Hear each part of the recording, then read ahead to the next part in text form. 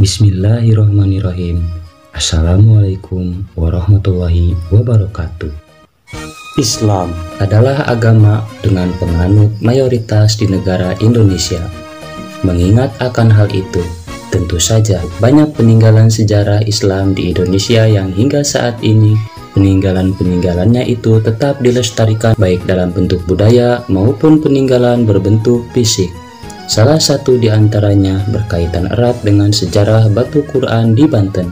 Batu Quran ini dikenal sebagai sebuah pemandian yang hingga saat ini semakin banyak dikunjungi dengan daya tarik tersendirinya. Tempat ini menjadi salah satu wisata di Banten yang paling ramai dikunjungi. Menurut sejarah yang ada, pemandian tersebut muncul pertama kali di kaki Gunung Karang. Batu Quran berada di Kabupaten Pandeglang, Banten. Kemunculannya pun sudah sejak berabad-abad yang lalu. Melihat akan adanya situs bersejarah tersebut, tentu saja sebagai umat Islam sangat wajar jika Anda mulai penasaran dengan bagaimana sejarah kemunculannya. Sejarah sendiri juga merupakan hal yang sangat penting untuk diketahui, sedangkan informasi terkait tentang sejarah kemunculan Batu Quran sekaligus hal-hal menarik dan lainnya bisa langsung Anda simak dalam ulasan berikut.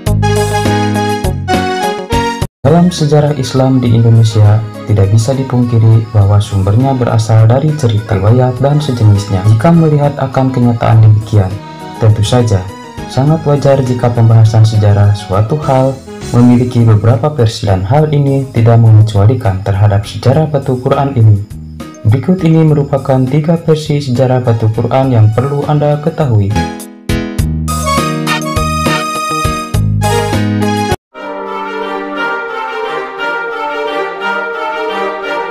Pada versi pertama, diketahui bahwasanya Batu Quran ini muncul pertama kali berkaitan erat dengan kisah salah satu ulama Banten yang amat terkenal di abad 15 Masehi. Beliau tidak lain adalah Syekh Maulana Mansur. Dalam versi ini, diyakini bahwa kemunculan Batu Quran tersebut merupakan lokasi pijakan Syekh Maulana Mansur ketika beliau akan pergi ke Tanah Suci untuk berhaji. Menurut sejarahnya, kala itu beliau hendak ke Mekah dan langkahnya diawali dari lokasi tersebut dengan membaca Bismillah saja. Kemudian, sampailah Syekh Maulana Mansur di Mekah tanpa melakukan perjalanan darat ataupun laut. Karena berangkat dari sana, maka dalam kepulangannya pun beliau juga muncul dari sana bersamaan dengan air yang tidak berhenti mengucur. Menurut masyarakat setempat, air yang tidak berhenti mengucur tersebut diyakini sebagai air Zam-Zam. Nah, melihat kucurannya yang tidak mau berhenti, maka Syekh Maulana Mansur pun berkeinginan untuk menghentikannya. Dan untuk memulai usahanya terhadap air tersebut, beliau bermunajat kepada Allah. Hal ini dilakukan dengan sholat 2 rakaat di dekat kucuran air. Selanjutnya, ketika beliau sudah selesai dengan munajatnya, turunlah petunjuk agar Syekh Maulana Mansur menutup kucuran air dengan Al-Quran. Akhirnya, atas izin Allah, kucuran air pun berhenti dan berubahlah menjadi batu. Karena itulah dinamakan dengan Batu Quran, yang hingga sekarang airnya tidak pernah kering. Dan sampai disinilah sejarah Batu Quran versi pertama.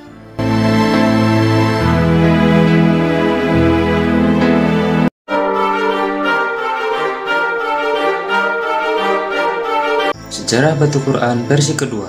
Di samping cerita sejarah Batu Quran yang berhubungan dengan Syekh Maulana Mansur, ternyata ada juga yang meyakini bahwa sejarah Batu Quran ini berkaitan erat dengan salah seorang ulama Auliaullah dengan nama Syekh Mansyuruddin. Dalam ranah sosial, Syekh Mansyuruddin adalah salah satu penyebar agama Islam di Banten. Selain ahli di bidang agama, beliau juga terkenal sakti, sedangkan kesaktian Syekh Mansyuruddin sendiri hingga saat ini masih terkenal. Beliau banyak dikenal sebagai ulama yang mampu bersahabat dengan bangsa jin, serta mampu menaklukkan harimau, bahkan hingga keturunan-keturunannya. Syekh Mansyuruddin sendiri kehidupannya berada di sekitar abad ke-17 Masehi, sedangkan secara nasab beliau adalah putra dari Sultan Agung Tirtayasa. Nah, kembali pada cerita mengenai sejarah Batu Quran di Banten versi yang kedua. Dipercaya kala itu Syekh Mansyuruddin sedang berada di Mekah. Ketika beliau akan pulang ke Nusantara, beliau masuk ke dalam sumur air Zam-Zam. Kemudian beliau muncul di sebuah mata air di Banten, tepatnya di sekitar daerah Cibulakan. Ketika beliau keluar, ternyata air tersebut tidak mau berhenti dan tetap saja mengucur. Akhirnya, beliau mencoba menghentikan dengan sebuah Al-Quran, dan atas kuasa Allah, kucuran tersebut akhirnya berhenti. Kemudian, dengan jari telunjuknya, beliau mengukir tulisan Al-Quran pada batu itu. Batu tersebut dikenallah dengan nama Batu Quran.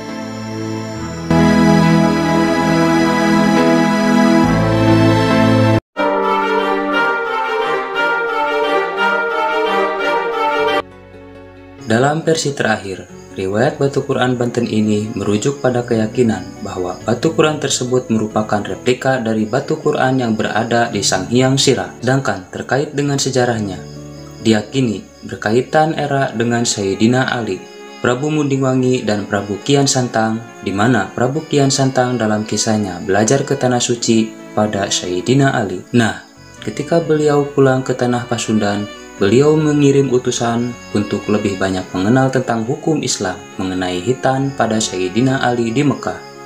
Kemudian, dikisahkan pula bahwa Sayyidina Ali pun akhirnya datang ke Nusantara, tepatnya di Pasundan, untuk menyerahkan kitab suci pada muridnya Prabu Kian Santang. Sayang sekali, pada saat itu Prabu sedang berada di Sanghyang Sirah ujung kulon untuk menemui Prabu Mundingwangi. Kemudian pergilah Sayyidina Ali ke tempat tersebut dan salat terlebih dahulu di atas batu karang. Namun usai salat, beliau pun menghilang dan kemungkinan telah kembali ke tanah asalnya di Jazirah Arab. Kemudian setelah beberapa abad, cerita menarik ini diketahui oleh Syekh Maulana Mansur. Dengan penuh kekaguman, berangkatlah beliau ke Sanghyang Sirah untuk menyaksikan langsung mukjizat Allah dalam kolam bening bertulisan ayat-ayat Al-Quran tersebut. Nah, karena Sanghyang Sirah mungkin terlalu jauh, akhirnya dibuatlah replika batu tersebut di Kabupaten Pandeglang. Setelah mengetahui beberapa versi dari sejarah dan asal-usul Batu Quran Pandeglang, Banten, kini saatnya untuk mengetahui apa yang menarik dari Batu Quran tersebut saat ini.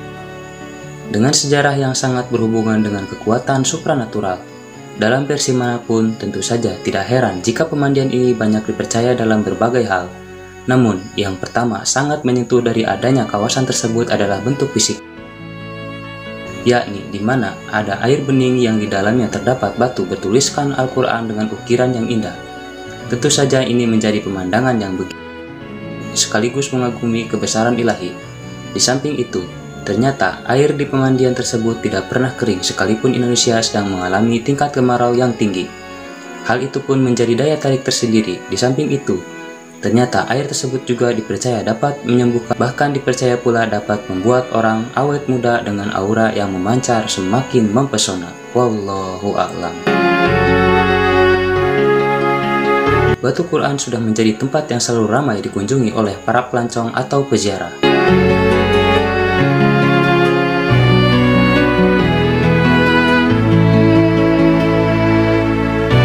Demikian ulasan tentang sejarah Batu Al-Quran di Pandeglang yang mungkin belum Anda ketahui.